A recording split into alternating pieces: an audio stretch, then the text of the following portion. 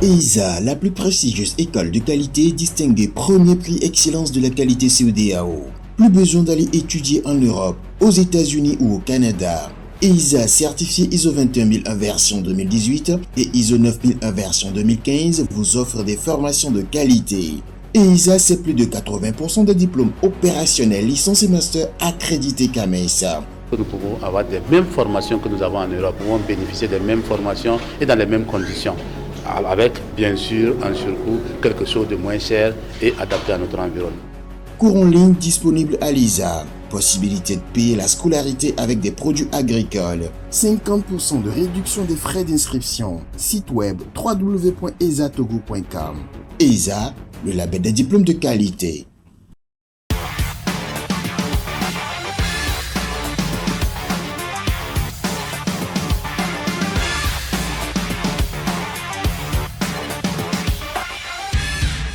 Le président togolais Faure Gnassingbé était l'un des rares chefs d'État, sinon l'un des 6, à se présenter sur invitation du président Emmanuel Macron à Paris lors de la commémoration du débarquement du débarquement 80e anniversaire du débarquement de Provence en France, qui a vu le président Emmanuel Macron rendre un vibrant hommage aux Africains tombés pour la France. Je parle des soldats africains tombés pour la France et oubliés par l'histoire, pour reprendre ses propres observations. Mais en marge de cette commémoration, on a vu un Faure Gnassingbé et puis un Emmanuel Macron très souriant.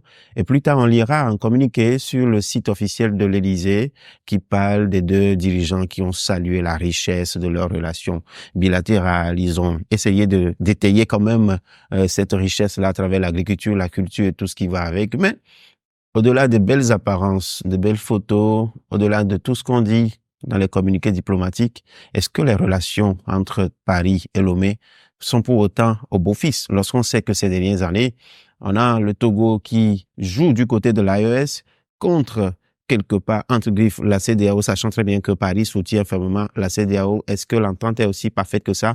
On en parle tout à l'heure, même avec notre invité, Horus Donkouvi. Bonsoir. Bonsoir Roger, bonsoir à tous ceux qui nous suivent, c'est un plaisir. Très bien, Horus, le président togolais, comme je le disais dans l'introduction tout de suite, était l'un des rares, entre parenthèses, c'est le seul président panafricaniste de ces dernières années à se présenter là-bas. On ne sait pas si c'est un bon signe ou pas, mais de toute façon, on a vu, vous avez certainement vu aussi la photo. Est-ce que c'est pour autant qu'on peut dire que Lomé, en tout cas le président togolais, fait partie des fidèles, parmi les fidèles, surtout lorsqu'on sait qu'aujourd'hui, en Afrique, le déclassement de la diplomatie française n'est plus approuvé à qui que ce soit. Pour preuve, je termine en disant que pour les éditions de 1994, 2004 et 2014, ils étaient plus d'une quinzaine de chefs d'État africains à se présenter à Paris. Aujourd'hui, 2024, 6. Faure est-il parmi les fidèles de la France? Alors déjà il y a le terme panafricaniste, panafricain qui est très galvaudé de nos jours. C'est un peu fourre-tout, hein. Et puis après, mettons que oui, il a été reçu, mais ce n'est pas les images qu'il faut voir, c'est les transactions bancaires et financières. Donc oui. Il est reçu à l'Élysée avec tout ce qu'il y a comme commodité, mais cela ne signifie pas que ceux qui n'y vont pas n'ont pas de relation avec Paris. Il y en a qui ont envoyé... Il y a des gens qui vont envoyer des représentants, il y a des gens qui ne feront pas la photo, qui ne feront pas la vidéo. Cela ne sous-entend pas que dans leurs économies, la France n'a pas une place prépondérante. Et qui n'ont pas de négoce, qui n'ont pas de business avec cet État-là. Donc, il faut faire très attention. Maintenant, le Togo s'est positionné de façon astucieuse diplomatiquement. Donc, qu'il soit avec les membres de l'AES, il est bien reçu, qu'il soit avec les membres de la CEDEAO, il est bien reçu. Et Monsieur Faure Gnassingbé s'est positionné comme étant l'atout diplomatique majeur qui permet de concilier, en tout cas, qui permet une relation entre les différents protagonistes. Les différents protagonistes. Et donc, astucieusement, c'est quelqu'un d'important pour Paris. vu que Faure Gnassingbé est quelqu'un d'important pour Paris. oui, d'autant plus par Faure Gnassingbé, on peut toucher les personnes de l'AES et par Faure Gnassingbé, on a toujours un relationnel avec la CEDEAO. Donc il va de soi qu'on le reçoive. Bon, mais le même Faure Gnassingbé, par sa politique justement, il y a aujourd'hui la formation du bloc de l'AES, ce qui met un peu, comme on dit en langage vulgaire chez nous, du sable dans le gari de la France. Il devient un mal nécessaire en ce moment-là. À la fois, il joue contre nous, mais on a besoin de lui. Alors, moi, je relativise beaucoup parce que il y a ce que l'on expose aux gens médiatiquement.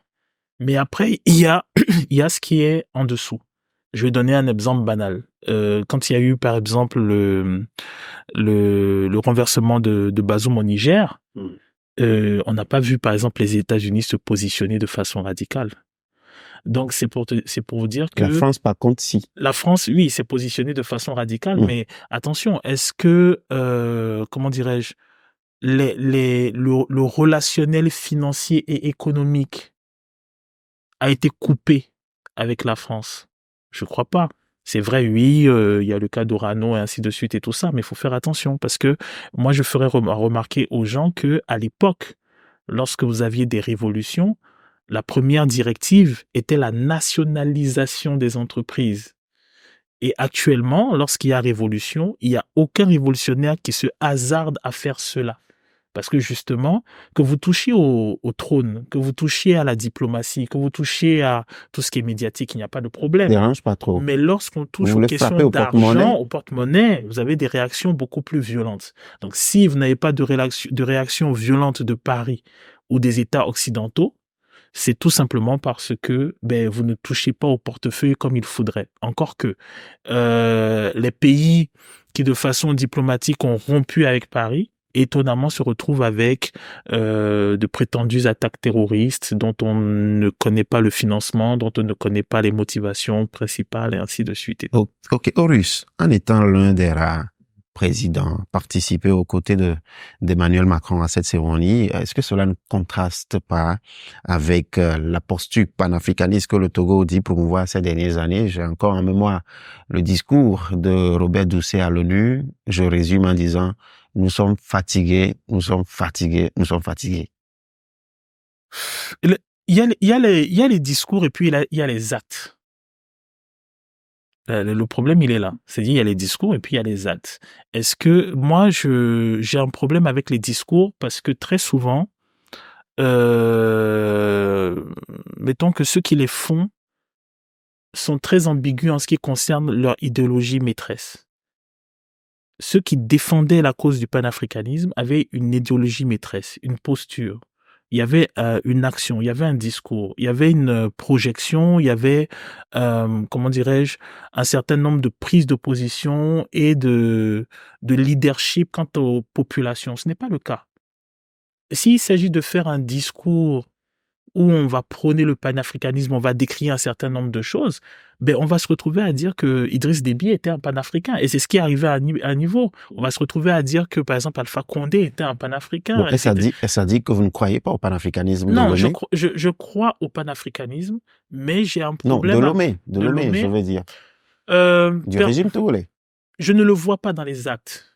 Pour moi, ça ne se limite pas juste à faire du discours. Pour moi, ça ne se limite pas juste à dire je suis copain avec tel ou tel. Non, il y a une posture financière, une posture économique, il y a un relationnel avec les populations, il y a une démarche dans la gestion.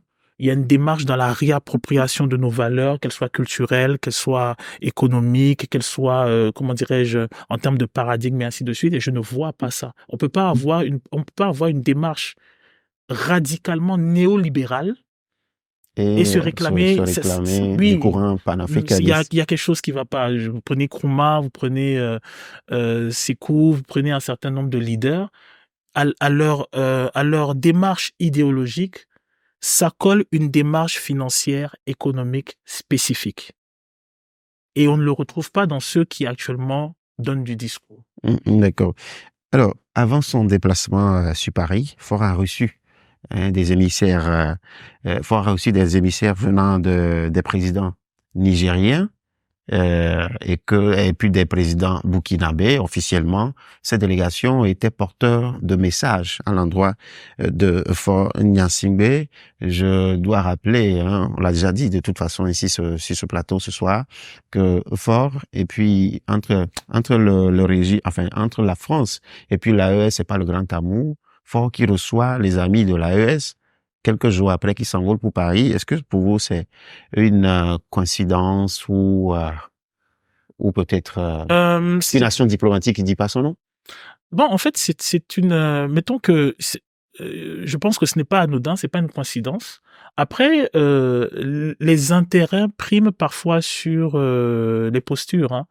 Le Togo, en tout cas, est dans la défense de ses propres intérêts. Le Togo a la possibilité d'être, et peut-être l'est déjà, le port de l'AES, ce n'est pas rien.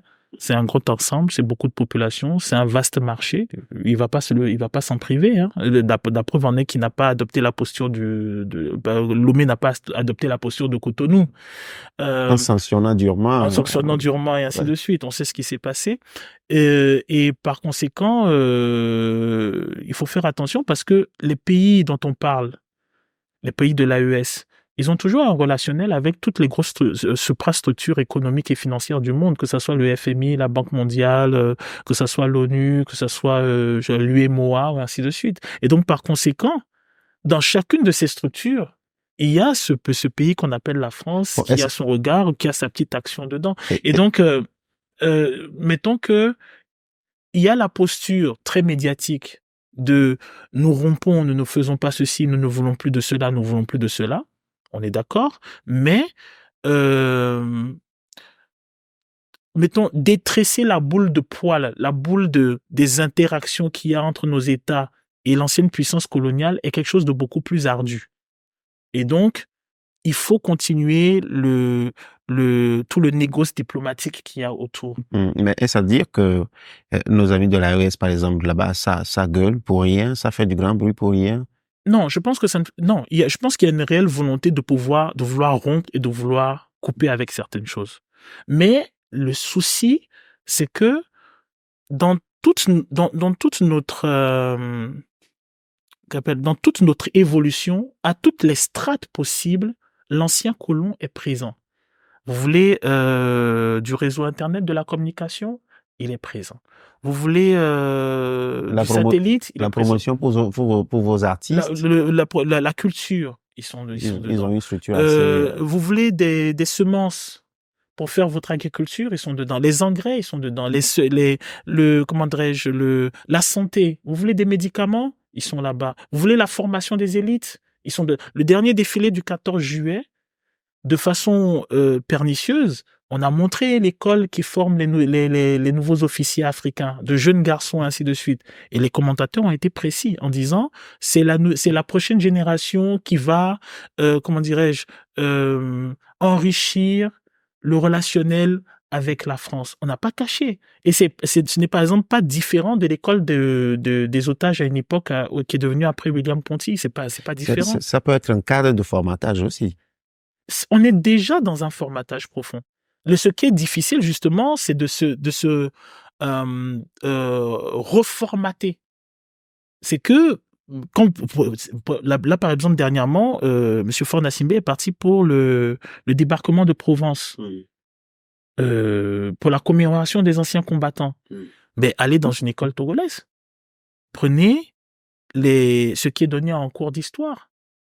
L'histoire même, elle ne nous appartient pas. C'est pas nous qui la conditionnons. Est-ce que c'est aux autres de rendre hommage ou c'est à nous de rendre hommage pour ceux qui ont perdu la vie? C'est nous qui devons commémorer. C'est pas à nous d'attendre que l'on commémore pour nous. J'ai plus de détails dans un cours d'histoire. J'ai plus de détails dans un cours d'histoire au Togo destiné aux enfants sur la Première, Deuxième Guerre mondiale et sur ce que la France a fait lors de ces deux guerres-là, que sur la lutte du Togo de 46 à 60 pour avoir l'indépendance. Donc le formatage, il est à la base. Je peux dessiner sur le mur d'un établissement primaire Ariel la petite sirène. avec sa forme et sa queue de poisson. Mais si je dessine Mami Wata avec une queue de poisson et que je mets Mami Wata, tout le monde retire son enfant de l'école la minute qui suit. Alors, Donc, à tous les chemins, à toutes les strates, il y a dans le process, comment dirais-je, un conditionnement profond qui date sur des décennies. Et donc, même les gouvernants, quand ils vont... d'ailleurs, Sankara le dit, il dit la colonisation, c'est dans vos habits, c'est dans ce que vous mangez, ainsi de suite. voilà, le grain de riz Et dans vos assiettes, voilà, dans le c'est ça. grain, c'est ça. Par exemple, je vais donner un exemple. On va beaucoup plus être axé sur le maïs que sur le mil, le sorgho ou le fonio. Alors que le maïs est une plante qui a été introduite. Je ferai remarquer aux gens que parce qu'on a interdit les boissons locales et qu'on réprimait les gens lorsqu'ils faisaient des boissons locales, encore aujourd'hui, 60 ans après les indépendances, pour faire le tchouk et pour faire le sodabi, on se cache. Il n'y a pas de gargote. Je ne sais pas si vous voyez un peu la chose. C'est-à-dire, je vais vous inviter sur ce sujet particulièrement. Il y a la brasserie et le bar plein air où c'est tout à fait normal de s'asseoir prendre une bière. Mais il n'y a pas de bar actuellement fouillé. Vous n'avez pas de bar plein air avec pignon sur rue où on peut s'asseoir, prendre la bière brassée de 1000. Parce que c'est conditionné dans les esprits que c'est quelque chose de réfractaire. Horus, je reviendrai avec toi sur ce débat-là, c'est super intéressant, mais supposons par exemple que la thèse de médiation est plausible pour Faure Gnassingbé, qui s'est peut-être rendu à Paris, n'a pas choisi d'envoyer quelqu'un parce que il fait peut-être des manœuvres entre la France et puis l'AES. Quelles sont les chances de réussite de cette médiation lorsqu'on sait très bien que nos amis de l'AES martèlent jour et nuit que leur décision est irréversible? Non, alors, il y a le fait de marteler que la décision est irréversible. Ça, c'est, si vous voulez, la posture, propagandiste, voilà. De politique intérieure pour les populations. Mettons, si vous voulez, c'est la volonté que l'on souhaite pour les populations et c'est ce que nous souhaitons tous. Maintenant, le dire, c'est différent de pouvoir le faire. Parce que pour pouvoir le faire, il faut une indépendance à toutes les strates. Et cette indépendance-là, on ne l'a même pas encore amorcée. Alors, je vais faire un parallèle parce que je pense que le souci en Afrique très souvent, c'est que on est très centré sur nous-mêmes et on n'observe pas pour les autres. Mao, quand des gens brandissent l'exemple de la Chine, Mao, pour faire la révolution qu'il y a actuellement, a dû couper et faire la révolution culturelle. Il a dû couper radicalement. Mais même en coupant radicalement, il faut que les gens prennent conscience que, à l'époque où la Chine reprochait à la Russie d'être un peu plus coulante avec les États-Unis. Je me rappelle à l'époque, ils ont dit l'Amérique est un tigre de papier. Ce à quoi Khrouchtchev a répondu, oui, c'est un tigre de papier, mais avec des dents atomiques. Et qu'est-ce qui s'est passé quelques années plus tard? Deng Xiaoping, bien qu'ayant une élite formée en Chine, a pris le parti d'ouvrir son pays et de mettre en branle, disons, de mettre en construction la Chine que l'on connaît aujourd'hui. C'est pour vous dire que il y a la posture politique, la posture militaire, ainsi de suite, mais il y a une posture stratégique, géostratégique. Et il y a la réelle politique. Voilà, également. Qu'il faut respecter. Alors, au-delà de toute apparence, est-ce que le président togolais a lui-même intérêt à ce qu'une mission diplomatique réussisse entre l'AES et puis la France? Alors, en tout cas, ce qui est sûr, c'est que quelle que soit la posture lui, il est gagnant sur tous les tableaux, en fait. Si l'AES ne s'entend pas avec la France, il reste la pièce maîtresse parce qu'il a ses entrées là-bas. Si elle s'entend avec la France, il reste le gagnant parce que c'est lui qui aura fait en sorte qu'elle s'entende avec la France. Si la CEDEAO reste en litige avec l'AES, il restera la pièce maîtresse pour pouvoir négocier avec l'AES. Si il advenait que la CEDEAO se réajuste avec l'AES, il restera celui qui aura réussi l'exploit. Et maintenant, s'il y a une chute de la CEDEAO, ce qui m'étonnerait, ça m'étonnerait que cela n'arrive pas, et qu'il y ait une redéfinition d'un nouveau regroupement de pays, ainsi de suite, il a l'avantage de pouvoir se porter comme étant peut-être un des initiateurs de ce nouveau projet. Donc, et stratégiquement, je vois pas où est-ce qu'il sortirait perdant de sa posture. Est-ce que ce jeu-là n'est pas assez complexe pour le Togo? Parce que je dois rappeler que aujourd'hui, les intérêts français, en tout cas, si c'est pas des intérêts économiques directement, même si c'est au plan diplomatique, la France poursuit lentement son déclassement, etc. Non. Et le Togo. Il faut faire attention avec cette histoire de déclassement. Moi, je trouve c'est pas un déclassement. Diplomatique. Non, il faut faire attention. Vous avez, lorsqu'il y a eu, quelles que soient les révolutions, tout ça, vous avez vu un départ massif de Français ou d'investisseurs français des pays? Mais absolument pas. Ils sont là-bas, tranquilles, les gens, ils vivent tranquillement. Le relationnel, c'est plutôt c'est dans tout ce qui est un peu plus corsé entre État et État. Ce que la France, ce pourquoi la France se bat, c'est son positionnement dans le classement mondial des puissances sur 5, 10, 15, 20 ans.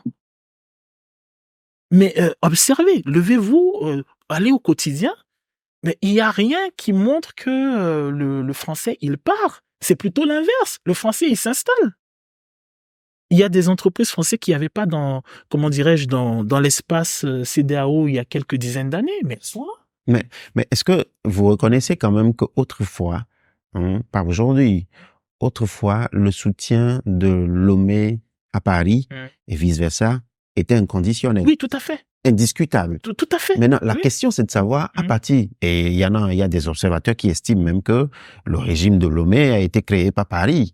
La question, c'est à partir de quel moment la créature s'est-elle finalement retournée contre son créateur? Est-ce que la créature s'est retournée? Alors, je vais vous donner... Actuellement, les deux jouent dans le camp opposé. Je vais vous faire une image. Je vais vous faire une image tout à fait simple.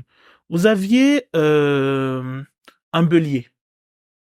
À l'époque, ce bélier, vous l'attachiez avec une corde à un arbre. Ça m'a fait penser à Boïbos, le sujet. Donc, ce bélier, vous l'attachiez à un arbre. Sauf que ce bélier, il a grandi, il est devenu costaud et la corde ne tient pas.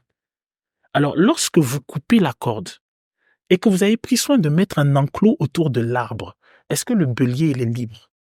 Mais attendez. Il gambade. Qu'est-ce que vous êtes en train de dire? Mais il est toujours dans l'enclos.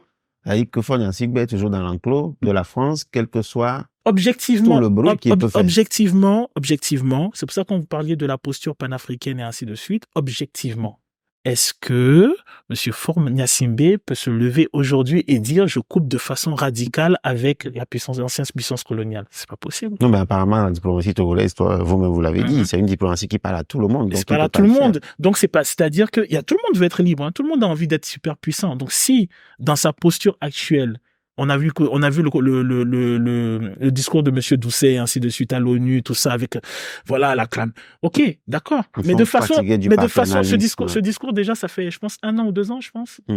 Alors, où est comment dirais-je, la rupture radicale? Il n'y en a pas. Ceux qui ont osé une rupture radicale, et c'est ceux de l'AES, qui à un moment dans le discours, et même dans un certain nombre de positionnements, on dit, on ne veut plus. Mais Horus, vous savez, vous et moi, que la France avait bel et bien intérêt qu'on attaque le Niger à l'époque. Derrière la CEDEAO, il y avait la volonté française aussi, qu'on attaque le Niger. Après le coup d'État. Alors, oui, le Togo, en quelque sorte, a fait foirer ce projet, a contribué à faire foirer ce projet. Est-ce que ça ne peut pas agacer Paris? Ça peut Même si le bélier a grandi tourne autour. Non, je suis d'accord. Le fait que le bélier puisse tirer sur la corde et la casser, forcément, ça agace le berger. Okay. Mais le berger, lui, s'est adapté. Il a mis l'enclos. Donc, le bélier, il gambade. Sauf que son enclos, il est un peu plus grand. Mais il est toujours dans l'enclos, il n'est pas libre. Donc, les gens sont focus sur la corde qui s'est cassée. Mais de façon résolue, l'enclos, il est là. Donc, l'enclos, le bélier est gambade, mais l'enclos, il est toujours là. Et donc, le souci maintenant, c'est comment sortir de l'enclos, parce que la vérité, c'est que les puissances qui abusent de nos ressources et qui abusent de nos potentialités, elles s'adaptent aussi avec le temps. Donc, le bélier joue toujours avec le berger, mais attention, on ne peut pas aller si loin. Il est toujours dans l'enclos. La preuve, quand il s'agit d'aide, on appelle le berger.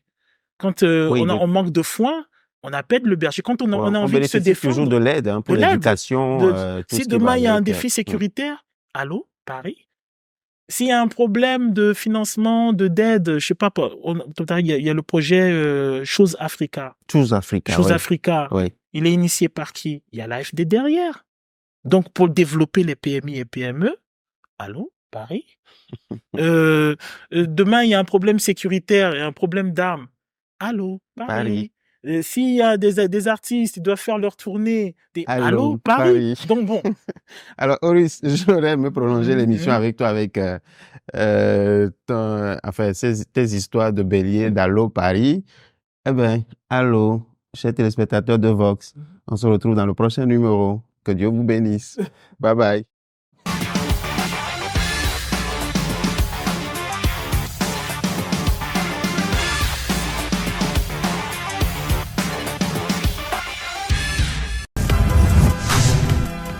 Vous avez suivi l'émission Écho du Togo avec l'École supérieure des affaires ESA.